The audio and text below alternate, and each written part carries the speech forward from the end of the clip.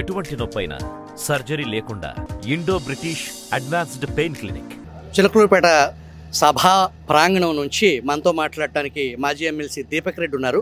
నిన్న ఎలక్షన్ అనౌన్స్మెంట్తో చూస్తే వైఎస్ఆర్ పార్టీకి కౌంట్ డౌన్ స్టార్ట్ అయింది. అన్నిటికన్నా ముఖ్యమైనది ఏంది అని అంటే మోదీ గారు బీజేపీ 400 క్రాస్ అవుతాము అని చెప్పి నినాదము కేంద్ర స్థాయిలో ఉంటే, ఆంధ్ర రాష్ట్రంలో కూడా ఇప్పుడు ఉండే పరిస్థితులు చూస్తూ ఉంటే ఎలక్షన్స్ వచ్చే టైంకి దాదాపు 25కి 25 మా కూటమి గెలిచే ఇది కనపడతా ఉంది. జగన్మోహన్ రెడ్డి గారికి వైఎస్ఆర్ పార్టీలో భయం అనేది చుట్టుకుంది. సో ఈరోజు చూస్తే తమాషా అయింది ఏంటంటే ఫోన్ చేసి హెలికాప్టర్ కూడా తీసుకోండి అని చెప్పి ఆఫర్ చేయడం జరిగింది. ఎక్కడికెక్కడ డిపో మేనేజర్లు బస్సులు తీసుకోండి, డీడీలు కట్టండి అని చెప్పి చెప్పడం జరిగింది. సో అధికారులకు కూడా ఈరోజు పూర్తిగా అర్థమైపోయింది వైఎస్ఆర్ ప్రభుత్వం పోతా ఉంది, తెలుగుదేశము జనసేన బీజేపీ ప్రభుత్వం ఆంధ్ర రాష్ట్రంలో రాబోతుంది అని చెప్పి. ఉత్తి ఆంధ్ర రాష్ట్రంలోనే కాదు, భారతదేశ రాజకీయంలో కూడా ఈరోజు ఒక కొత్త మొదలు ఉండబోతా ఉందని మాత్రం నేను తెలుపుకుంటున్నాను. ఈ సభ విజయవంతం అవడానికి ఈ రాష్ట్ర ముఖ్యమంత్రి జగన్మోహన్ రెడ్డి సహకారం కూడా ఉందంటారా? జగన్మోహన్ రెడ్డి సహకారం ఖచ్చితంగా ఉండకపోవచ్చండి. ఎందుకంటే వివిఐపి పాసెస్ మీరు చూస్తే ఏది స్టేజ్ రిలేటెడ్ పాసులు కలెక్టర్ గారు 1:30కి సంతకం పెట్టినాడు. ప్రధానమంత్రి వచ్చే సభలో ఒక రోజు ముందు 2 రోజుల ముందు సంతకం పెట్టాల్సిన ఫైలు ఈరోజు 1:30కి పెట్టారంటే ఆ సంతకం పెట్టిన తర్వాత మళ్ళీ మేము పాసెస్ చేయాలి అంటే ఎంతో కొంత మీరు అడ్డుకునే విధానంలో ఉండారు కదా. అంటే 4 గంటలకు సభ స్టార్ట్ కాబోతుంది అని అంటే 1:30 దాకా కూడా కలెక్టర్ సంతకం పెట్టలేదు అని అంటే ఇది కలెక్టర్లో ఉండే ఫాల్టా లేకపోతే జగన్మోహన్ రెడ్డి చేపిస్తున్నాడా అని చెప్పి నాకైతే కొంచెం డౌట్గా ఉంది. సో అయినా కానీ ఈ చిల్లర రాజకీయాలు పనిచేయవు. ఎందుకంటే ప్రజలు డిసైడ్ అయిపోయినారు వీళ్ళని పంపించాలా ఇంటికి అని చెప్పి. And new beginning in Andhra politics. YCP పెద్దలు ఆ హెలికాప్టర్ ఆఫర్ చేశారా? ఈ బస్సులు, ఈ డిపో మేనేజర్స్, ఆ అధికారులకు సంబంధించిన వ్యవహారం, లేదంటే జగన్మోహన్ రెడ్డి ప్రభుత్వంలో ఉన్న పెద్దలు ఎందుకు వచ్చిన గోల అని చెప్పేసి మోడీ రాకకు సంబంధించి అడ్డుకుంటున్నారనే ఫీలర్ కేంద్ర ప్రభుత్వానికి వెళ్లకుండా ఉండటం కోసం హెలికాప్టర్ అని ఫస్ట్ టైం 5 సంవత్సరాల పాలనలో మొట్టమొదటిసారిగా తెలుగుదేశం పార్టీ, జనసేన లేదా తెలుగుదేశం పార్టీ ఇన్వాల్వ్మెంట్ ఉన్న సభకి ఆర్టీసీ సహకరించడం అనేది కొద్దిగా ఆశ్చర్యంగా ఉన్న అంశమే. ఎప్పుడు బీజేపీతో పొత్తు అనౌన్స్ అయిందో అధికారుల్లో కూడా ఒక భయం చుట్టుకుందండి. ఖచ్చితంగా వైసీపీ ప్రభుత్వం నుంచి మాత్రం సపోర్ట్ లేదు అని చెప్పి ఇప్పుడు ఇచ్చిన ఎగ్జాంపుల్ బట్టే మనం చెప్పొచ్చు. కానీ అధికారులు కూడా రేపు రాబోయేదే ఈ కూటమి ప్రభుత్వము ఆంధ్ర రాష్ట్రంలో అండ్ కేంద్రంలో కూడా. సో ఈ సెంట్రల్ గవర్నమెంట్ అధికారులు ఐఏఎస్లన్నా ఐపీఎస్లన్నా వాళ్ళల్లో కూడా ఒక భయం చుట్టుకుంది అని చెప్పి మనం తెలుపుకుంటున్నాము. ముఖ్యంగా ఆర్టీసీ వాళ్ళకి అర్థమైపోయింది ఇప్పుడు మనం ఇవ్వకపోతే ఇంకో 2 నెలల తర్వాత వాళ్ళకి ఇబ్బందులు వస్తాయని చెప్పి అర్థమైపోయి డీడీలు కట్టండి అని చెప్పి అడుగుతున్నారు. సో అధికారులకి కూడా ఈరోజు ఒక క్లియర్ డైరెక్షన్ ఉంది, ఈ ప్రభుత్వం వెనక్కి ప్రజలు పంపించేస్తూ ఉంటారని చెప్పి. సో ప్రభుత్వం సహకరించినా సహకరించకపోయినా అధికారుల్లో ఒక మార్పు వచ్చిందని చెప్పి మాత్రం నేను తెలుపుకుంటున్నానండి. కోడ్ రాగానే మార్పు వచ్చేసింది. రెండవది, వాలంటీర్సు ఎన్నికల విధులకు దూరంగా ఉండాలనేది స్పష్టంగా ఎలక్షన్ కమిషన్ చెప్పింది.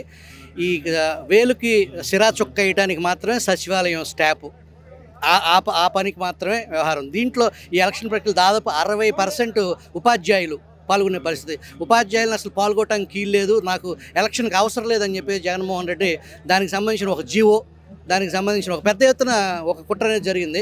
ఇప్పుడు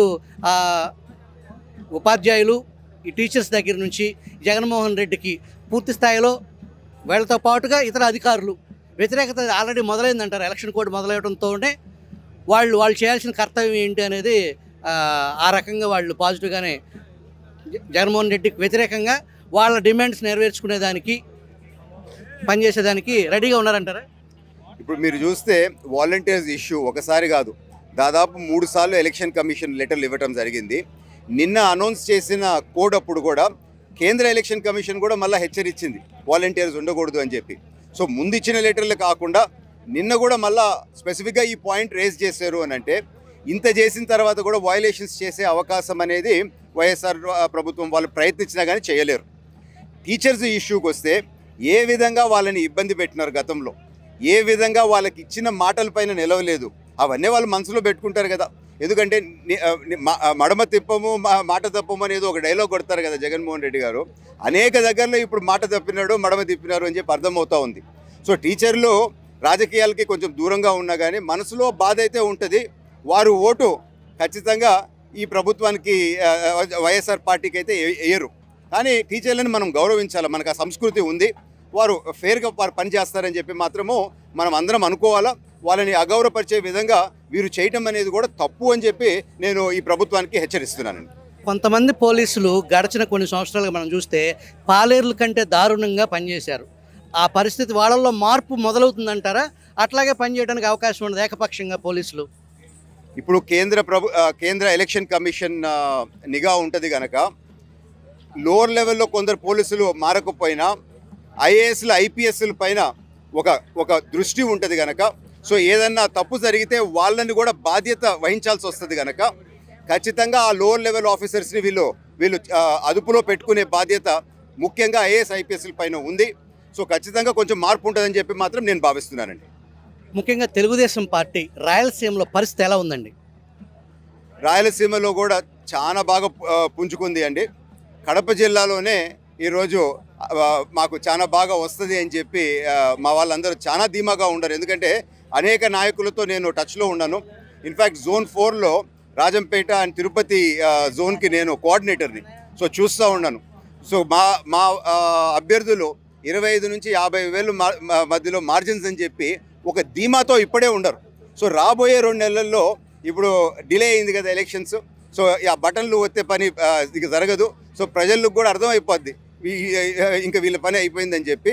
ఖచ్చితంగా రాబోయే రోజుల్లో ఈ మార్జిన్ పెరిగేది అని మనకు కనపడతా ఉంది. వైనాట్ 175 పోయి వైనాట్ పులివెందులు అనే పరిస్థితికి వచ్చిందంటారా? 100%.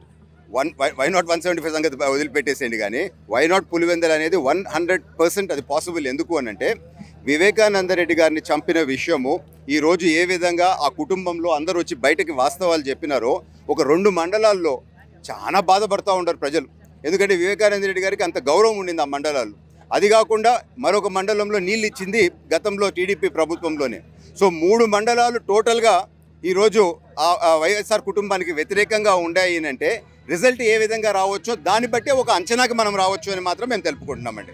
నెల్లూరు పెద్దారెడ్లు కానీ రాయలసీమ రెడ్డి కమ్యూనిటీ కానీ వాళ్ళ ఆత్మగౌరవం కోల్పోయారు ఈ 5 సంవత్సరాల్లో అని అనుకుంటున్నారా రెడ్డి కమ్యూనిటీ జగన్మోహన్ రెడ్డి విషయంలో?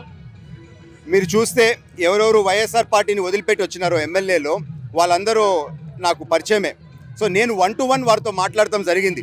సో వారు ఏమన్నారు అని అంటే మేము కోరింది కేవలము గౌరవం, అక్కడ కనీస గౌరవం కూడా లేని పరిస్థితిలో బాధతో అనేక నెలలు సంవత్సరాలు మేము భరిస్తూ ఆత్మగౌరవం కోసమే బయటకు వచ్చినాము. కనీసం అపాయింట్మెంట్ కూడా ఇవ్వరు, కనీసం మాకు ఏదైనా సమస్య ఉంటే కూడా మాట్లాడరు. ఇంత అహంకారము ఉండే దగ్గర మా ఆత్మగౌరవాన్ని సంపుకొని మేము ఉండలేము అని చెప్పారే కానీ ఈ మిగతా సెకండ్ కనీసం ఒక మనిషికి ఇచ్చే గౌరవము, ఒక ఎమ్మెల్యేకి ఇచ్చే గౌరవం కూడా ఇవ్వలేని పరిస్థితిలో వైఎస్ఆర్ పార్టీలో ఉంది అని అంటే నాకు వచ్చిన సమాచారం ఏంటంటే దాదాపు 40 నుంచి 50 మందికి ఈయన 5 సంవత్సరాలు అయిపోవచ్చినా కానీ ఎమ్మెల్యేలకి అపాయింట్మెంట్లు 1-to-1 అడిగితే ఇవ్వలేదు అని చెప్పి. సో ఎటువంటి పరిస్థితిలో వైసీపీ పార్టీలో ఉందో మనం దాన్ని బట్టి ఒక అంచనాకు రావచ్చు. అందుకనే కొలాప్స్ అవుతూ ఉంది ఆ పార్టీ. 81 స్థానాల్లో మార్పులు చేర్పులు చేసుకున్నారు. సో దాన్ని బట్టి ఎటువంటి భయంలో వాళ్ళు ఉండారు, ఎటువంటి ఆందోళనలో వాళ్ళు ఉండారో మనకు అర్థమవుతా ఉంది. చిలకలూరుపేట సభా ప్రాంగణం నుంచి దీపక్ రెడ్డి గారి అభిప్రాయం. Over to studio.